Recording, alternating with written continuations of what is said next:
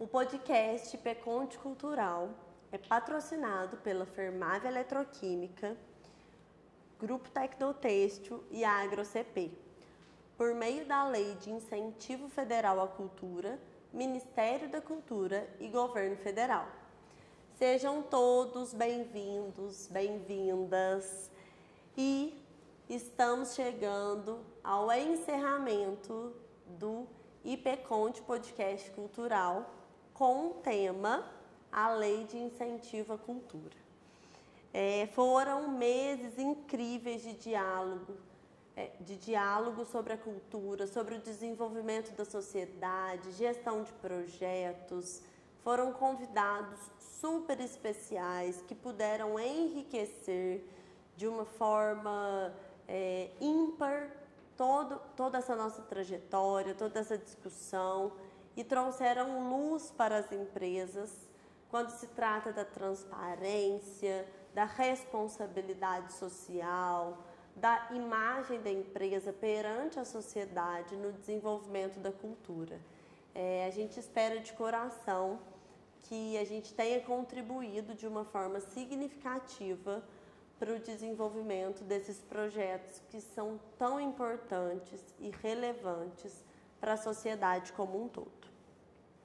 Hoje, esse episódio é especial e a gente vai responder as principais perguntas enviadas pelo público. Então, durante os nossos episódios, várias pessoas tiveram diversas dúvidas. E aí a gente vai, aproveitar esse último episódio para poder fazer um bate-bola através de dicas práticas, reflexões, para quem quer realmente tirar essas ideias do papel e transformar num projeto cultural de impacto super relevante para a sociedade. E aí, comigo, para esse fechamento, eu vou trazer novamente o professor Marçal Cândido. Ele que une esse olhar tanto educacional quanto técnico, por ser economista, contador, por ser um professor de universidade e que também pode, através do seu conhecimento técnico, apoiar as empresas no desenvolvimento da cultura e nessa responsabilidade social como um todo. E aí, Marçal, seja bem-vindo novamente, Agradeço mais uma vez a sua disponibilidade de estar aqui com a gente. É a terceira vez, do Marçal aqui no nosso podcast, isso é muito importante. E aí, Marçal, quais são os primeiros passos, para criar um projeto cultural que promova diversidade e inclusão? Isso. Obrigado, Larissa, pelo convite. O primeiro ponto, eu sempre falo isso para quem vai fazer projetos de maneira geral e especificamente cultural, é possível ter acesso a projetos aprovados. Então, assim, eu sempre brinco, inclusive com meus alunos, qual que é a maneira inteligente de aprender? Ver o que deu certo. Só o que eles seguiram, Você tem vamos pegar projetos aprovados, deu certo. O que ele tinha, Você tem uma ideia de estrutura, da ideia geral. Uhum. No próprio site do Ministério da Cultura tem um direcionamento, É importante em editais você seguir exatamente o que o edital faz, Assim, se exigiu, cumpra. E mais, aí vamos pegar no termo de projeto em si. A ideia do bom projeto. Falou assim, o seu projeto, aí tem uma boa ideia, faça a reflexão. E ele vai impactar quem? Ele vai promover atividades culturais que vão trazer mais acessibilidade, mais inclusão. Qual é o propósito, Porque a arquitetura do projeto, você vai pegar nesses projetos aprovados. A arquitetura o que ele é de maneira geral. Perfeito. E aí você vai encaixar naquilo que você, enquanto produtor cultural, enquanto proponente do projeto, ter. E aí, nós aqui que lidamos com empresas, somos consultores, nós temos que, e o contador também da empresa, ele tem também que promover esse elo, e o consultor também, entre a empresa e aquele que está propondo atividade cultural. Esse elo do ponto de vista, olha, empresa, faça assim. O contador tem inclusive esse conhecimento, olha, como você vai colocar isso lá na empresa, como você vai declarar isso. O consultor ligando os dois e o produtor seguindo aquilo dos bons projetos, aquilo que foi aprovado, aquelas orientações, E claro, um projeto que atenda os requisitos de ter acessibilidade, de promover a inclusão, democratizar o acesso à cultura. Perfeito. Recapitulando, né, pessoal, unindo todas essas informações que o Marçal trouxe e também contribuindo com tudo que a gente já viu nos outros episódios. Tenha um objetivo claro, leia muito bem o edital, tenha um cronograma de execução. A parte técnica, financeira, equipe multidisciplinar, faça algo realista que você consiga executar e busque, né, parceiros locais, profissionais que entendam sobre o tema ou alguém que já fez algo similar para que vocês possam ter esse apoio e esse respaldo. Eu falo muito também, vamos mapear o público que a gente quer atingir, porque às vezes a gente cria algo que está vendo um projeto de São Paulo, só que aí você está no interior do sul de Minas, né, no interior de Minas Gerais, e será que vai ter público? Será que isso é viável? Então vamos ter esse objetivo claro, vamos entender a realidade local, vamos olhar o público e vamos criar esse passo a passo, esse cronograma de uma forma bem acessível. Exatamente. E o Marçal colocou uma coisa que é muito importante, a gente tratou isso em diversos episódios, a questão do conhecimento técnico. Então, assim, o contador ele tem capacidade técnica para te orientar de forma assertiva, só que ele já fez isso alguma vez, ele tem alguma resistência por algum preconceito que ele tem relacionado a projetos culturais. Enfim, a gente traçar toda essa trajetória antes da gente buscar o patrocínio, né? Exato. E aí, Marçal, quero reforçar aqui, né? Antes de buscar a empresa para patrocinar o teu projeto, entenda o porquê você escreveu esse projeto e para quem que é esse projeto. A diversidade nasce de uma escuta ativa e a inclusão se consolida com planejamento. Um agradecimento especial à Fermave Eletroquímica, patrocinadora deste projeto, que acredita no poder da cultura para transformar pessoas e negócios. Marçal, mais uma pergunta do público, né? Vem direto de uma produtora cultural do interior de São Paulo. Então, eles trazem para a gente, né? Como garantir que um projeto seja acessível para públicos diversos, como pessoas com deficiência, por exemplo? Isso, assim, essa preocupação tem que estar no projeto, né? Inclusive isso, né? Esse elemento dessa acessibilidade para diferentes públicos, inclusive públicos com pessoas especiais, isso conta ponto, né, na aprovação do projeto. Se não tem, ele perde ponto, então a chance de aprovar é menor. E aí o que ele tem que estar atento? Primeiro, né, o aspecto legal. O que a lei de acessibilidade, a lei que trata de pessoas especiais, fala, olha, o que eu tenho que atender para as pessoas? Vou dar só um exemplo prático. O local que eu vou ofertar para a atividade cultural, ela tem acessibilidade? Essa é a primeira coisa, né? Sabe, o primeiro passo. Outro, né, a forma de comunicação, como está sendo feita aqui.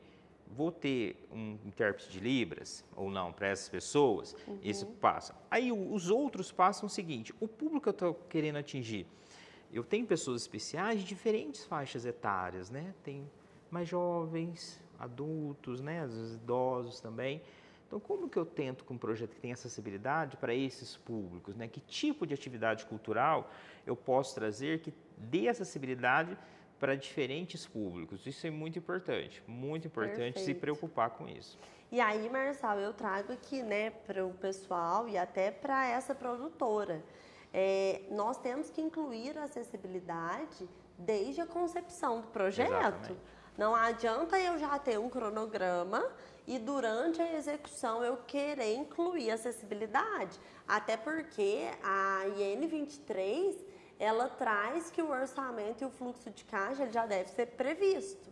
E além disso, nós temos a questão de encontrar pessoas, encontrar locais que vão garantir essa acessibilidade como um todo. Então, por exemplo, eu já preciso prever a questão do recurso para o intérprete de Libras. Se for uma cidade muito pequena, né, será que na minha cidade vai ter um intérprete disponível de acordo com a minha execução do projeto, ou eu vou ter que trazer alguém de fora, ou eu vou ter que buscar algum parceiro que consiga viabilizar isso para mim. Então, eu falo que isso já tem que estar previsto. Exatamente. Não adianta eu pensar durante a execução. E a gente também tem a questão da audiodescrição e sinalização tátil, que é uma forma da gente garantir o acesso, né, com mais equidade. Outra coisa, fazer parceria com entidades que representem esse público. Exato.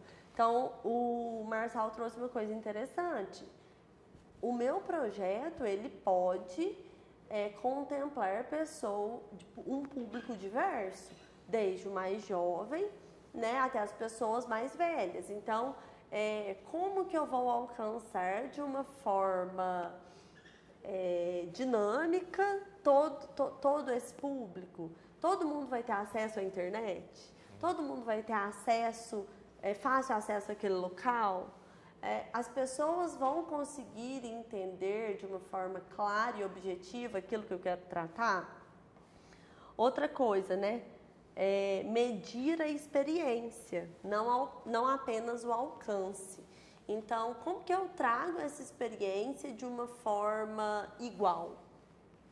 E aquilo que a gente falou, né? Não é que eu preciso garantir que todas as pessoas acessem a cultura com a mesma intensidade, mas eu preciso garantir que a cultura chegue para todos de uma forma igualitária. Então, né, para vocês que têm essa dúvida, inclusive para essa produtora, né, caso você precise pensar na acessibilidade, pense desde o propósito do seu projeto. E eu falo que a inclusão não pode ser um item de um checklist. Não. Tem que ser uma decisão. O meu projeto vai ser acessível.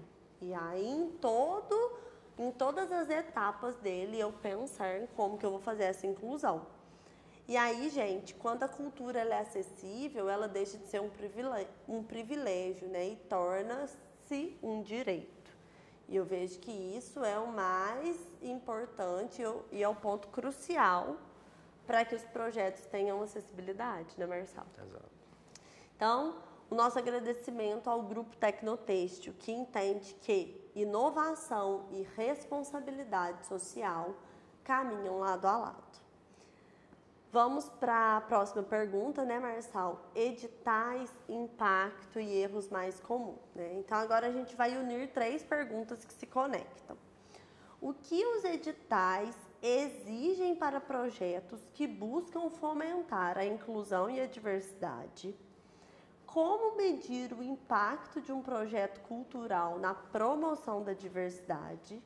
E quais os erros mais comuns ao planejar essas iniciativas? Essa pergunta é muito importante e ela também, Larissa, vai muito de acordo com o que você acabou de mencionar, né? A inclusão, né, a acessibilidade, ela não tem que ser mais um item, ela tem que partir da concepção do projeto. Né? O projeto tem que ser concebido. E quais são os erros, né? Erros geralmente em projetos culturais, que são o quê? A pessoa colocou lá, fez o projeto e em algum momento inseriu acessibilidade e inclusão. Falou assim, não, mas está deslocado da concepção geral do projeto. Não, o projeto é concebido dessa maneira. E isso é um problema. O outro, que você falou, do impacto, né? Esse impacto, a mensuração, né, isso na área, inclusive de políticas públicas de maneira como um todo, essa análise de impacto. Né? Qual é o impacto, por exemplo, de uma atividade cultural? E atividades culturais não são simples, né? E aí quem vai propor o projeto tem trabalhos muito bons que estudaram isso novamente, né? Estudaram isso em outros lugares, e aqui no Brasil também. Qual o efeito daquela atividade cultural? E como você já falou em outros episódios, a Lei Rouanet de 91. Então já tem estudos demonstrando, olha, aquela atividade gerou qual impacto ao longo do tempo? Pega aquilo lá e usa como base. Como as pessoas mensuraram o impacto? Vê aquilo lá. E tem aqui no Brasil e tem lá fora. Você pode importar também algumas iniciativas, que a Europa faz isso muito bem, de avaliação de impacto, inclusive de políticas públicas e políticas culturais. E traz isso para o projeto, que reforça e dá credibilidade. Olha, eles tais estudos mensurados sugeriram para mensurar sim os efeitos. Então, nesse projeto proposto no edital, serão mensurados dessa maneira e torne claro, né, que se E da onde você tirou aquela ideia de mensuração? Não foi algo que você tirou da cartola. É feito, né? Já é praticado mensuração de impacto há vários tempos, né? Tem estudos disso. Então, traga esses estudos, o que esses estudos conseguiram, traga eles para dentro do seu projeto que vai ser submetido ao edital. Isso dá credibilidade para quem está avaliando. Pô, a pessoa viu como é avaliado o impacto em outros locais e colocou aqui. Interessante, entendeu? Marcelo, eu falo que são os famosos KPIs, né? Eu preciso criar um indicador. Exatamente. E eu não vou, igual você falou, não vou tirar da minha cabeça. Eu vou criar um indicador real. Exato. Ah, então eu fiz um show. Esse show vai ser para 40 mil pessoas. Desses 40 mil ingressos, eu vou prever 20% para um público da periferia, né, para um público periférico. Eu vou garantir que tem um intérprete de Libras, então, dentro dos 40 mil que eu pretendo atingir, eu vou garantir que pessoas com deficiência, né, visual, enfim, eles possam acessar. Uhum. Então, para eu criar esses indicadores, eu preciso me basear em alguma coisa. Uhum. Então, aí eu consigo mensurar o impacto, Exatamente. né? Eu falo muito também, Marçal, no edital, a gente precisa garantir a viabilidade financeira Exato. do projeto. Então, aí, como você falou, um erro comum, eu vou subestimar o custo. Eu preciso de acessibilidade. Não, só pôr uma rampa. Não, eu vou contratar um intérprete. Deve ser. Não existe o achismo. Eu falo que a grande dificuldade que eu encontro quando eu converso com algum contador, advogado, com algum empresário, para patrocinar esses projetos ou para acreditarem nos projetos, primeiro, que falta conhecimento técnico. Segundo, que falta muita clareza nas informações. Então, na questão do edital, né, eu preciso ser claro, objetivo, eu preciso ter uma justificativa social e eu preciso avaliar a viabilidade financeira. Exato. O impacto, eu não posso, já ficou claro, né, pessoal? Eu não posso tirar nada da minha cabeça. Então, eu preciso ter indicadores reais, seja por representatividade, retorno social, formação de público, enfim. Exato. E os erros comuns, né? Eu não posso prever contrapartidas, não posso subestimar custos, não posso ignorar a importância dos relatórios. Exato.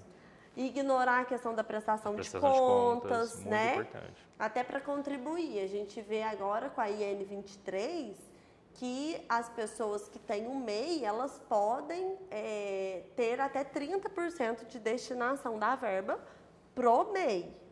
Porém, eu já fiz a cotação, eu já fiz o levantamento do que isso vai me custar, eu já procurei ali na minha região, de acordo com o projeto que eu estou submetendo, se existem profissionais aptos para poder contribuir com aquilo que eu estou preocupado em desenvolver. Então, eu vejo que é toda essa cadeia, toda essa multidisciplinariedade que talvez por falta de conhecimento técnico das pessoas, elas acabam cometendo esses erros banais. Exato. Né, Marçal? E aí, gente, em outras palavras, né, a inclusão ela precisa ser mensurável. Eu gosto de um autor, ele fala muito o seguinte, né, a gente precisa promover cultura, mas a gente tem que lembrar que para promover cultura nós vamos gastar dinheiro. Então, não é só eu querer, eu preciso saber fazer. Isso. E eu preciso mensurar isso. E aí, gente, quando o projeto ele mostra resultados concretos, pessoas formadas, espaços adaptados, talentos revelados, ele deixa de ser somente um projeto. Ele deixa de ser uma ação isolada. E ele passa a ser uma política cultural e uma política pública. Exato. E o impacto disso na sociedade, né, Marçal? Tem estudos, demonstram, né, como eu falei, na área de economia, né, tem toda uma área chamada avaliação de políticas públicas. E uma das políticas públicas é a política cultural. E exatamente isso, o que deu certo, o que não deu, quais indicadores usados. Então, para quem vai elaborar projeto, dá uma olhada, tem ótimos estudos sobre isso, até para a pessoa vai ganhando know-how, né, o que eu tinha falado anteriormente também, ela vê projetos que foram aprovados, tem isso aqui. Então, para ser aprovado, pelo menos tem que ser estrutura. E eu trago mais elementos que fundamentam melhor, tornam o projeto mais robusto e depois, inclusive, na prestação de contas, mostra como foi feito. Isso tem, assim, um efeito muito bom, porque mostra a qualidade e você vai conseguir atrair mais, porque quando você tem um projeto que tem qualidade, você tem mais argumentos para convencer quem vai colocar dinheiro no projeto. Perfeito. Aqui a gente traz o exemplo prático que você trouxe, que é da Orquestra Sinfônica daqui, né, da nossa região. Eles criaram um projeto, eles conseguiram recursos e eles estão realmente levando de uma forma democrática a música a diversas pessoas, a diversos municípios, a diversos locais.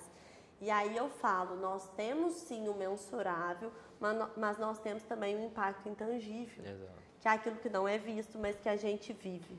Né, Marcelo? Exatamente. E aqui vai o nosso agradecimento à AgroCP, que faz da cultura uma semente de desenvolvimento humano e regional. Estamos chegando ao fim de uma jornada linda e transformadora. E como foi gratificante e prazeroso estar com vocês durante todos esses episódios. Para nós é um prazer imenso contribuir para os empresários, para os proponentes, para quem faz gestão cultural e trazer de uma forma bem simples a questão de como montar um projeto dentro da legalidade. E essa transparência de informação, essa questão da gente prever o edital, olhar cronograma, olhar o orçamento, olhar fluxo de caixa, como que isso é super importante e que não é nada obscuro, né? Que não existe nada muito complicado e difícil. Claro, nós precisamos ter conhecimento, nós precisamos estudar sobre os projetos, mas com estudo, conhecimento, é possível sim fazer essa questão cultural, essa responsabilidade social, ela ser cada vez mais democrática. E a gente trazer essa equidade perante a cultura, perante a sociedade, perante a comunidade que a gente vive, isso permite um desenvolvimento mensurável, né, a gente viu, mas também aquilo que é imensurável. E para as empresas, como que é de suma importância investir no desenvolvimento da cultura, da sociedade que você está inserida, né, da comunidade ali. A empresa, ela causa um impacto muito positivo ali para aquele lugar que ela está. Mas esse impacto, ele não pode ser somente financeiro, né? A responsabilidade social, ela tem que ser cada vez mais vista. E eu falo, dentro do coração do empresário, tem que existir essa inquietude. Eu estou ganhando com aquilo, mas o que eu estou devolvendo e com qual qualidade eu estou devolvendo para a sociedade? Eu falo que isso deixa de ser somente uma obrigação ou para eu deixar de pagar imposto. Isso é o mínimo. Mas e eu como ser humano, a minha empresa, né, essa representatividade da minha empresa, o que eu estou fazendo, qual que é o legado que eu estou deixando? E aí, a cultura não é um departamento, ela é o jeito como uma empresa fala, acolhe e transforma. Ela está em cada olhar, em cada ideia que vira ação. E em cada projeto que nasce do desejo de fazer o bem. E se há uma mensagem que fica desse podcast é esta: a cultura é o coração que faz a sociedade pulsar.